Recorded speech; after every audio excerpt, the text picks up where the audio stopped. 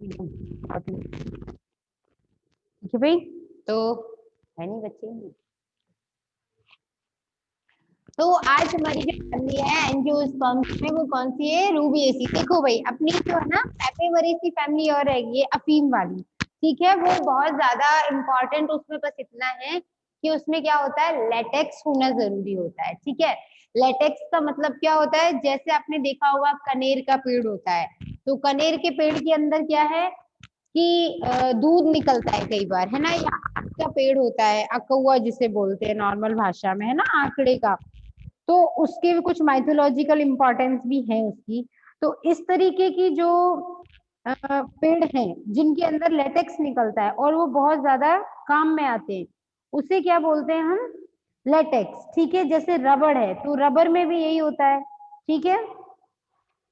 Rubber के अंदर का जो पेड़, रबर का जो पेड़ है उसमें भी यही होगा कि अ, उसमें भी लेटेक्स होता है, मिल्क होता है, उस मिल्क को निकाला जाता है और निकालने के बाद उसे धूप में सुखाया जाता है। जैसे कि पनीर बनाते हैं ना अपन लोग नॉर्मली दूध से पनीर, ठीक वैसे ही उसको भी क्या होगा कि वो जो दूध है वो सनलाइट की वजह से एक तरीके से क्लॉट बन जाएगा, उसका मतलब थक्का जैसा बन जाएगा। फिर वो पनीर जैसा बनता है, फिर उसको बिछा करके उसकी चादर बना करके सुखाया जाता है। और फिर अगर अच्छी क्वालिटी की रबर बनानी है तो उसमें सल्फर ऐड किया जाता है, जब उसे सनलाइट का ट्रीटमेंट दे रहे होते हैं तभी। सल्फर की वजह से जब रबर में सल्फर लगता है तो वो ब्यूना एस के नाम से एक पॉलीमर बन जाता है। और पॉलीमर बनने के बाद फिर वो अच्छी वाली रबर बनती है, मतलब टायर्स में जो बड़े बड़े ट्रक वगैरह हैं, लोडिंग व्हीकल्स हैं, उनके टायर बनाने के लिए सल्फर मिलाई जाती है, ठीक है। तो वो फैमिली में आएंगे पैपेवरेसी में। तो आज जो आखिरी कुल है ना इस यूनिट का, वो कौन सा है, पैपेवरेसी। तो सबसे पहले पैपेवरेसी को हम कह सकते हैं, क्योंकि पैपेवरेसी पैपस से निकाला गया है, ठीक है। तो अब हम बात करें पैपस क्या है। पैपस नॉर्मली पॉपी बोलते हैं कॉमन लैंग्वेज में, और पॉपी क्या होती है, अफीम। अफीम, चरस, गांजा, हशीश, जितने भी आपने पढ़े होंगे, सुने होंगे, तो वो सब जो है क्या, एक तरीके से नशा जो होता है ना। हालांकि वो इलीगल है, अफीम की खेती केवल मेडिकल यूज के लिए, प्लांट उगाने के लिए की जाती है, क्योंकि कई बार मानसिक रोगियों के लिए या मस्तिष्क की विभिन्न बीमारियों के इलाज के लिए उसे यूज किया जाता है, ठीक है। हालांकि तो पैपेवरेसी कुल को अफीम कुल भी कहते हैं, अफीम कुल, ठीक है। उसके बाद अब हम बात करेंगे कि बेंथम और हुकर के द्वारा इसका जो वर्गीकरण दिया गया वो क्या था, ठीक है। तो सबसे पहले वही प्रभाग, उपप्रभाग, वर्ग, श्रेणी, गण और कुल, ठीक है। फिर उसके बाद देखेंगे कि विशेष लक्षण क्या होते हैं। तो सबसे पहले इसकी वर्गीकरण की स्थिति देखते हैं भाई अपन। वर्गीकरण, वर्गीकरण क्या है इसका, वर्गीकरण में सबसे पहले क्या आएगा, प्रभाग।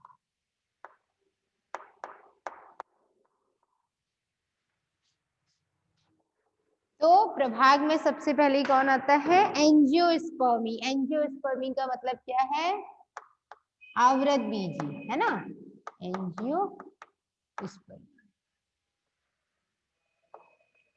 प्रभाग, प्रभाग के बाद आएगा उपप्रभाग।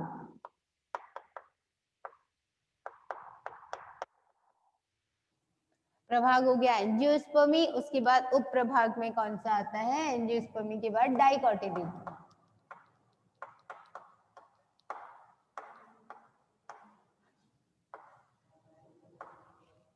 ठीक, प्रभाग हो गया, उप प्रभाग हो गया, उसके बाद वर्ग। वर्ग डाइकोटिलीडनी क्यों, क्योंकि हमेशा दो बीज पत्र होंगे, है ना।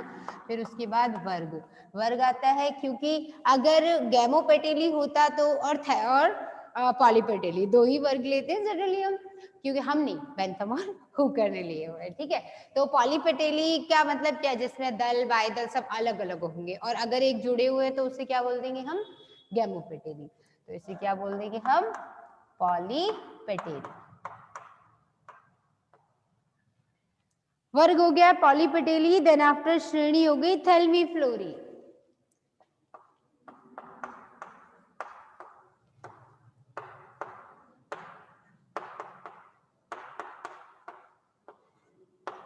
लेल्मीफ्लोरी, ठीक है। वर्ग, श्रेणी, उसके बाद गण, पैराइटेल्स।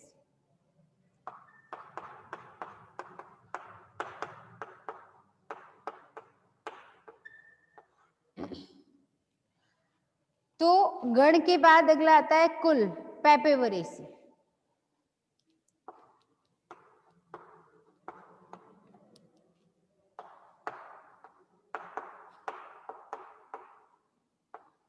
अब उसके बाद हम पढ़ेंगे इसके लाक्षणिक गुण।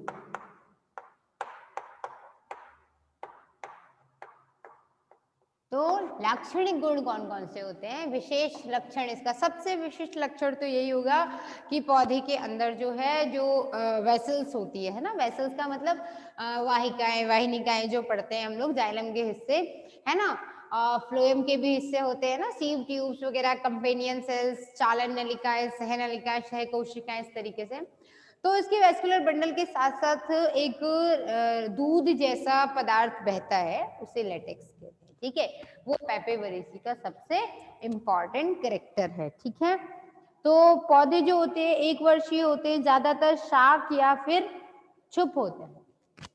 तो पहले बात करेंगे हम पादप, कैसे होते हैं? शाक, छुप।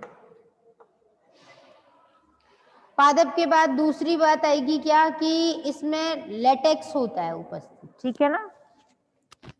सबसे स्पेशल पॉइंट है, स्टार लगा देते हैं इसमें, है ना, पानी में या पौधों में क्या होता है, सफेद या नारंगी या नीले रंग का, नीला लेटेक्स उपस्थित। ओहो, एक मिनट, लेटेक्स,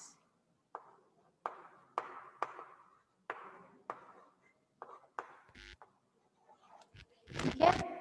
पादप हो गए। उसके बाद अगला आता है पर्ण। पत्तियां जो होती है वो एकांतरित, अनुपर्णी और पिच्छाकार होती हैं और संपूर्ण विभाजित होती हैं।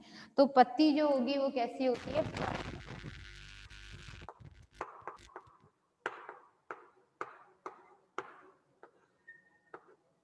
एकांतरित होती है। एकांतरित होने के बाद अगला अनुपर्णी होती है, संपूर्ण और पिच्छाकार होती है। एकांतरित,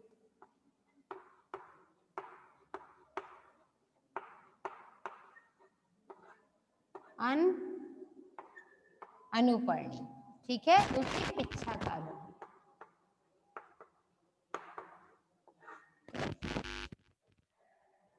ठीक, तो पर्ण के बाद आगे आता है अपने पास क्या, पुष्पक्रम कैसा होता है इसका, ठीक है। तो जो पुष्पक्रम,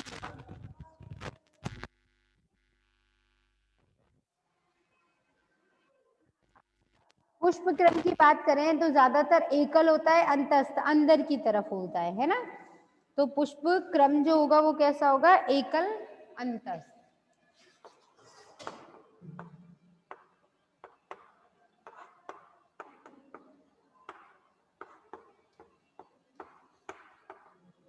एकल, अंतस्थ, ठीक है, पुष्पक्रम। उसके बाद आगे आता है पुष्प द्विलिंगी, नियमित, शोभाकार, त्रिज्याक, समित, त्रितयी और जायांगधर प्रकार का होगा, ठीक है। पुष्प हमेशा कैसा होगा, खूबसूरत होता है दिखने में, ठीक है। पुष्प जो है द्विलिंगी होगा, ठीक है ना। द्विलिंगी का मतलब ये मादा और ये नर दोनों ही संरचनाएं एक ही में है, ठीक है। तो पुष्प कैसा होगा, द्विलिंगी। और इसके अलावा कैसा होगा, त्रिज्याक्ष, सम्मित और जायांगधर।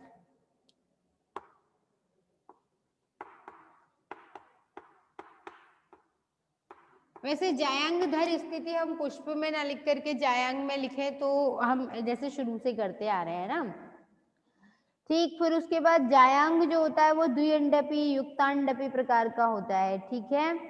बाह्य दल 2 या 3 होते हैं और जल्दी ही गिर जाते हैं, ठीक है। पुष्पक्रम जो है वो एकल, अंतस्थ हो गया इसका, ठीक।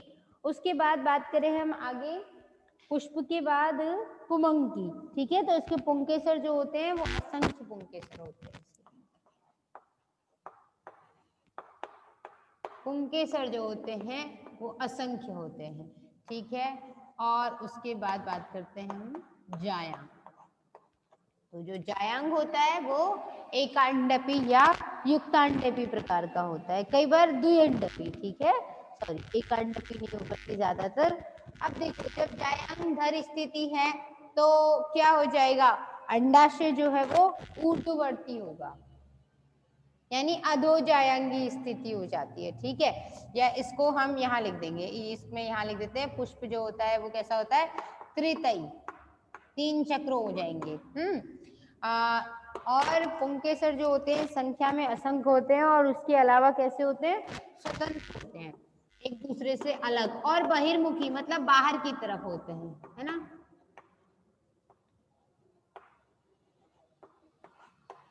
बहिर्मुखी जायांग जो होता है वो द्विअंडपी।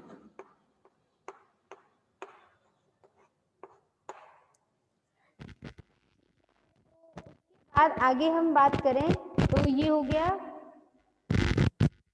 ये तो इसके लाक्षणिक गुण हो गए, मुख्य मुख्य लक्षण जो थे। सबसे इंपॉर्टेंट चीज यही है कि इसमें क्या होता है, लेटेक्स होता है, ठीक है। लेटेक्स के बाद आगे बात करें कि लगभग इसकी 26 वंश और 200 जातियां होती हैं।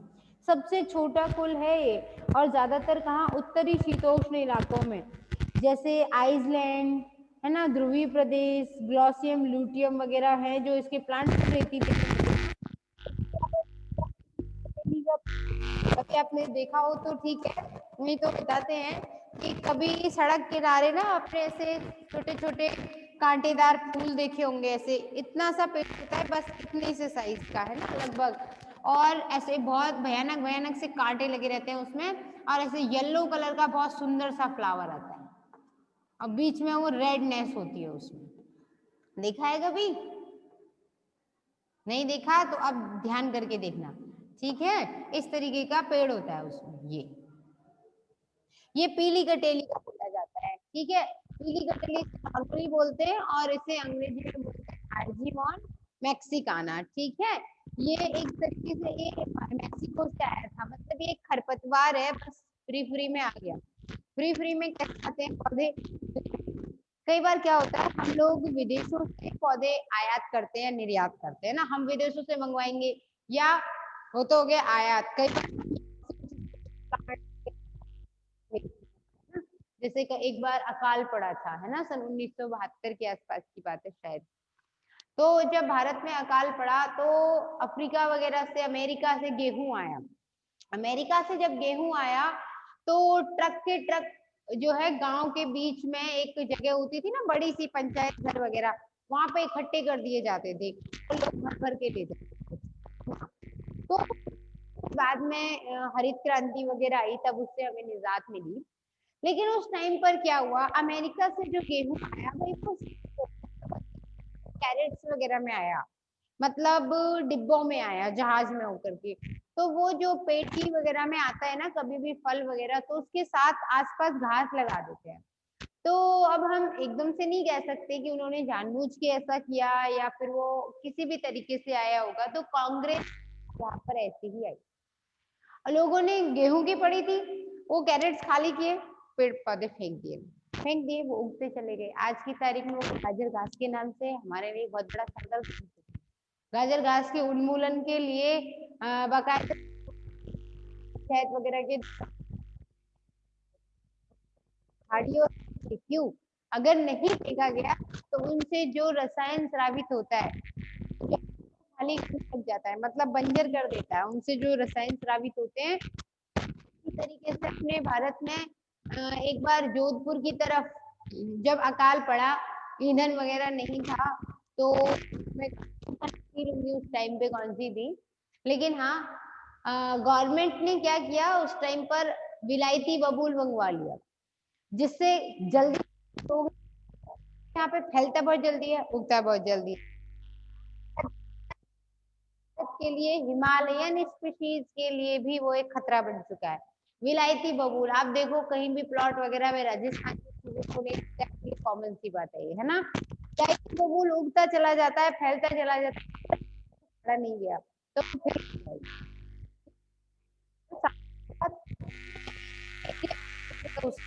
और वो जमीन को फर्टाइल कर देता है, उसकी उपजाऊ। तो इस तरीके से कई बार हमारे यहाँ कुछ गलत प्रजातियां आई। ऐसे ही ये पीली कटीली, ये भी एक आफत है, ये भी आ गई और इसके बीज फरवरी मार्च का मौसम आने दो, अपने आप उग जाएंगे, जून तक रहेगा, फिर बीज वगैरह अपना लाइफ साइकिल कंप्लीट किया, बीज बनाए छोड़ दिए, जमीन में बीज दबे रह जाएंगे। कोई मेहनत हमें नहीं करनी पड़ रही है, खुद ही अपनी मेहनत खुद कर लेता है और जमीन को धीरे धीरे बर्बाद करते जाता है। कांटेदार है इसलिए कोई जानवर भी पसंद नहीं करता, खा नहीं पाता है, ठीक है। इसके बीज कई बार मिलावट के तौर पे मिला दिए जाते हैं, जैसे काली मिर्च में पपीते की बीज मिला देते हैं बहुत सारे, मिला दिए जाते हैं दालों में, ठीक है, तो कहीं ना कहीं बीमारियों का एक कारण बनता है, ठीक। तो इसलिए चीजों की जानकारी हमें होनी चाहिए पेपर, ठीक है। इसी तरीके से और भी अब बात करें हम इसकी जातियां जो है वो कुछ उष्ण कटिबंधीय में मिलती है, भारत में केवल 5 वंश और 20 जातियां ही मिलते हैं इसकी, ठीक है ना। अगर पुष्प क्रम वगैरह हैं तो अलग अलग तरीके की, कई बार पुष्प गुच्छों में सेलिडोनियम जो होता है, ज्यादातर फूल जो है वो शोभाकारी होते हैं, ठीक है ना। अब बात करते हैं इसकी आर्थिक महत्व की, ठीक है, आर्थिक महत्व में क्या क्या मिलेगा, ठीक। तो शोभाकारी होता है वो गार्डन पॉपी होता है, गार्डन पॉपी आप लोगों ने देखा होगा कई बार, क्या बोलते हैं, कंप्यूटर के डेस्कटॉप पे लगाते हैं बहुत सारे लोग, ऐसे फ्लावर्स होते हैं ना उसके, ऐसे सुंदर सुंदर, ऐसे लाल पीले गुलाबी ऐसे, क्योंकि इसमें क्या है, अब तो आजकल ऐसे बुके के तौर पे भी इसको यूज करने लग गए हैं ऐसे, ठीक है, सजावट में लगाते हैं, क्योंकि ये जो फूल है ना जितने भी हैं ये, नहीं तो आप देखना पॉपी के फूल, क्योंकि इनकी जो पत्तियां होती हैं वो मुलायम है ना, कांटे वांटे कुछ है नहीं, तो बड़ा सॉफ्ट सा डंठल होता है, ऐसे फ्लावर्स होते हैं, ठीक है, बहुत सुंदर लगते हैं। तो अब इसके आर्थिक महत्व की बात,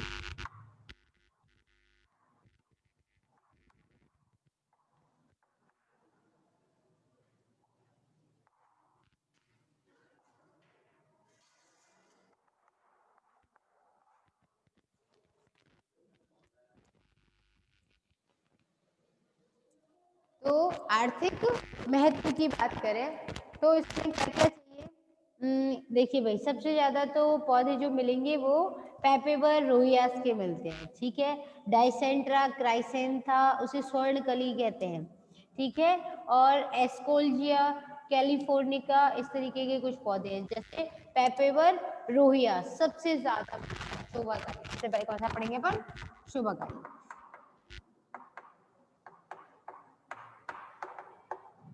तो पेपेवर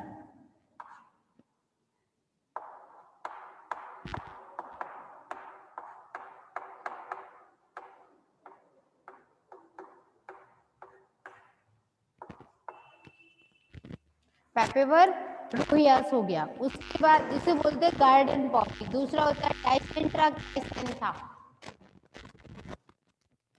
क्राइसेंथेमम के फूल देखे होंगे आजकल तो खूब उग रहे हैं, इसी मौसम में उगते हैं, वो दिसंबर से फरवरी तक का टाइम है, ज्यादा से ज्यादा मई तक लगेंगे, है ना।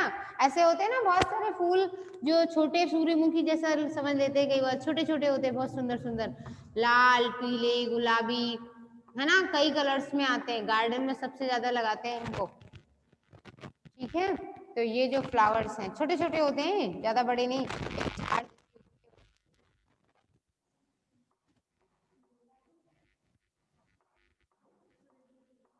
सूरजमुखी तो काफी बड़ा होता है, उसका फ्लावर तो इतना बड़ा होता है सूरजमुखी का, लेकिन क्राइसेंथेमम गुलदाउदी, गुलदाउदी छोटे छोटे होते हैं, ठीक है, देख लेना आप लोग, गुलदाउदी के कुछ बच्चों के घरों में पुष्प लगे होते हैं, ठीक है, स्कूल कॉलेज गार्डन वगैरह में कई बार लगाते हैं इनको, छोटे छोटे होते हैं, सूर्यमुखी की जैसे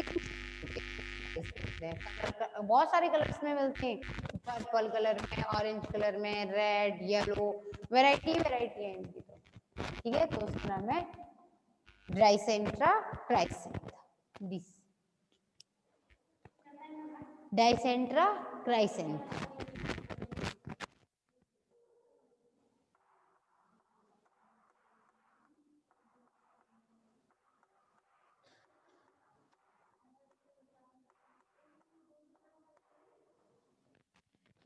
तो ये हो गए शोभाकारी पौधे बोलते हैं।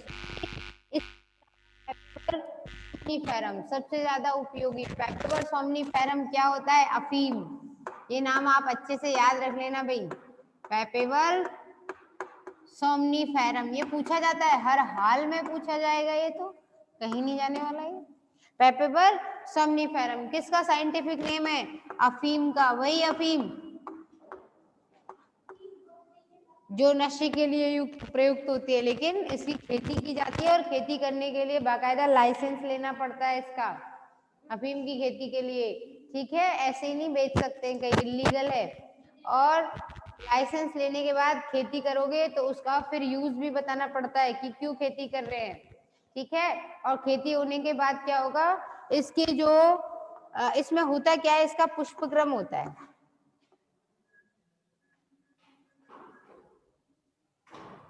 ठीक है, ये मोटा सा स्थिति हो गई। अब इसमें चीरा लगाया जाएगा, इसमें से फिर दूध निकलेगा, लेटेक्स निकलेगा।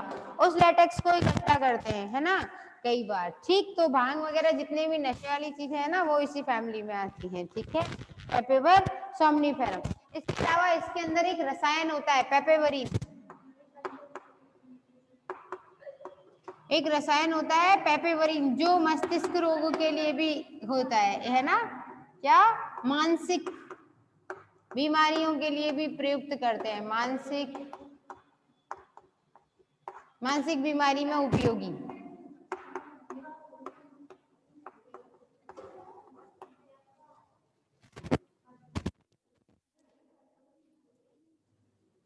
ठीक है, तो कोई डाउट हो तो आप बताइए, है ना।